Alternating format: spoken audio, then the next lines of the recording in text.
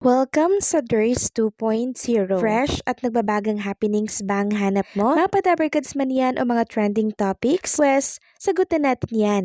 Kaya naman isubscribe nyo na ang ating channel para sa mga nagbabagang balita everyday.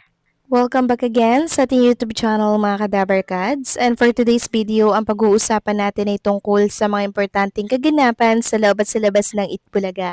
So, kamusta po ang inyong naging Pasko? Sana po ay in-enjoy ninyo ito ng sama-sama dahil ang mga Dabarkads natin, masayang binahagi po ang mga ganap nila katulad na lang ni Bossing Vic Soto kasama ang pamilya niya at syempre, ang Soto family. So nagsama-sama na naman sila ngayong Kapaskuhan na every year po nilang kinagawian at ginagawa. 'Di ba? Every Christmas po yan mga Kadabarkads. And talaga namang nakita natin sa mga picture na shinare po ni Pauline Luna Soto na talaga namang in-enjoy nila ito ng sama-sama. Mula po sa kapatid ni Bossing Vic Soto sa mga anak nito hanggang sa kaapu-apuhan mga Kadabarkads ay sama-sama talaga sila kagabi kasi nagkaroon po sila ng parang Christmas dinner. Yes, Christmas dinner po mga Kadabarkad. Syempre, present siya na si Tito Soto, si Biko, mga kapatid po ni Bossing, lahat sila present po dyan. Yung mga anak-anak nila, mga apo-apo nila dyan, present. So, nakakatuwa lang mga Kadabarkads kasi talagang nagkakasama-sama sila, 'di ba? Sa mga ganitong occasion. Ibig sabihin, talaga namang napakaganda po ng kanilang samahan ng Soto family. Samantalang next topic naman tayo. Pag-usapan natin itong naging kaganapan po sa Itbulaga kahapon. Araw po yan ng Pasko na kung saan talaga namang nagpasayang Itbulaga at namigay po sila ng tulong, regalo at syempre aginaldo. Katulad na lamang po ng 3 letter sender natin. 3 letter sender na kung saan iba-iba po ang kahilingan. Syempre iba-iba rin po ang sitwasyon. For example, yung unang letter sender na kung saan ulila po atang lubos tapos ang kahilingan lang nila ay mga sapatos. Yung teacher po ang sumulat sa kanila habang tinatanggap po nila mga Kadabarkads yung sapatos mula po sa Itbulaga, pang volleyball ata yun.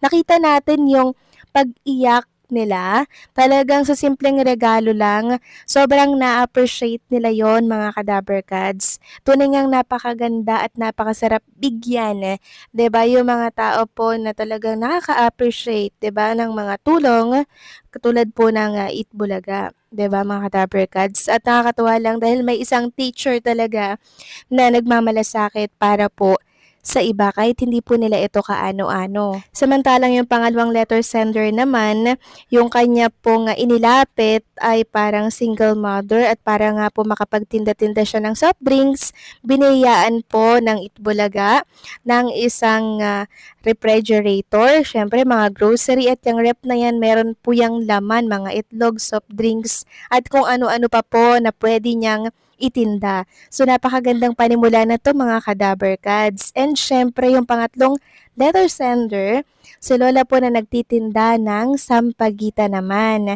Siya po ay nabiyaan din ng mga grocery package at iba pang mga regalo mula po sa Itbulaga.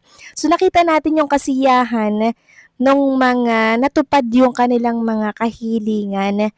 Sobrang hindi po matatawaran yung kanilang kasiyahan dahil nakita natin na talagang tears of joy yung nangyari kahapon. Maging yung mga studio audience, mga viewers, naiyak din talaga sila ng sobra sa ginawa po ng Itbulaga. Sabi nga po ng isang netizen nag-comment, nung nakita ko naiyak na yung isang estudyante, naka-quote, dahil sa binigay ng EV ay naiyak na rin ako. Diyan mo makikita kung gaano nila na-appreciate through emotions. Iba ka talaga Itbulaga kahit noon pa. Ginagawa nyo na yan at hanggang ngayon, sa mga estudyante pati yung mga binigyan nyo ng sangkatutak na mga scholarship at yung iba ay nakagraduate na at professional na. Habang buhay nilang hindi makakalimutan yung Itbulaga. At kudos sa teacher nila na si Ma'am Ruth na siya ang daan at sumulat para mabigay yung hiling niya para sa 2 estudyante niya. So kudos po sa Itbulaga at sana mas marami po nilang matulungan at sana mas lalo pang humaba ang kanilang programa. Samantalang next topic naman tayo, pag-usapan natin mga Kadaver Cats, ang tungkol naman po dito sa isang reporter po ng Katapatan na network. Sabi kasi dito dating GMA reporter na si Nico Wahe, maging ganap na kayang kapatid simula 2026. Nagbitiw na sa pagiging reporter ng Kapuso Network si Nico Wahe, nakilala siya sa kanyang natatanging mga balita sa panahon at sa mga kalamidad. Ilang taon din siya sa GMA Network at tila ngayon lang nakilala at nagkapangalan, hindi pa tayo nakakatanggap ng opisyal na pahayag mula sa kanya o sa GMA mismo kung bakit nilisa na niya ang Kapuso Network, gayong ngayon pa lamang ito nagiging matunog. Magaling pa man din siyang mag-report, malinaw, may laman at may direksyon.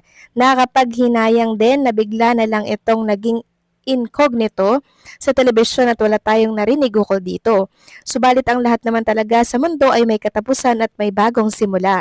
Nakasisiguro kaming maraming news organization sa bansa ang kukuha kay ni Huwahe dahil maganda naman umano ang track record nito noong siya ay nasa GMA. Sa simula ng bagong taon, isang bagong kabanata ito di lamang kay Nico, kung hindi sa bawat sangkatauhan dahil sa bagong taon nabibigyan din tayo ng bagong pag-asa at makabangon. Isa sa mga katanungan ay maging ganap na kayang kapatid si Nico Wahe at umanib sa respetadong news organization ng bansa. Bagay naman siya sa Kapatid Network bilang news reporter o news anchor dahil pansin namin na halos kaedad din niya ang mga nasa TV5 News and Information Department. So parang meron ako nababasa mga Kadaver Cats kung bakit siya ay umalis or inalis or lumisan dito po sa GMA Network na hindi ko na lamang po sasabihin dito. I'm sure nabasa nyo na din po ang tungkol dito mga Kadaver Cats at maging sa Reddit ay pinag-uusapan na din ito kung bakit siya inalis, umalis, or pinatanggal sa GMA Network. Samantalang next topic naman tayo, pag-usapan natin mga Kadaver Cats itong kumakalat na write-ups tungkol sa isa sa producer po ng Itbulaga, no? Walang iba kundi po si Mr. Manny B. Pangilinan.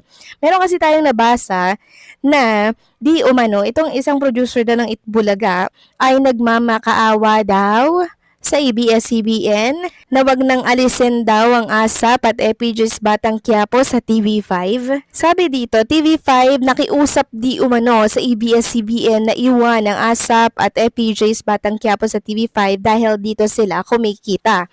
Di umano'y nakiusap ang TV5 sa ABS-CBN na ipagpatuloy ang airing ng ASAP at FPJ's Batang Quiapo sa Kapatid Network matapos umanong ipahayag ng TV5 na malaki ang naitutulong ng dalawang programa sa kanilang ratings at kita. So hindi ako naniniwala mga Kadaver Cats na nagmamakaawat or nakikiusap si Mr. MBF or ang TV5 dito po sa ABS-CBN kasi mismong sila na nga po yung nag-terminate, diba, ng kontrata dahil nga po hindi sila or ng agreement dahil nga hindi po sila nagbabayad sa tamang date na napagkasunduan nila. And syempre, marami na po ang naka-line up na ilalagay sa mga slot na maiiwan. Kaya parang nasabi na nagmamakaawa daw ang TV5. Parang hindi naman ako naniniwala dun. Kayo ba mga Kadaver Cats? Naniniwala ba kayo sa write-ups na to? Please comment down below. And syempre, don't forget to like, share, comment, and subscribe.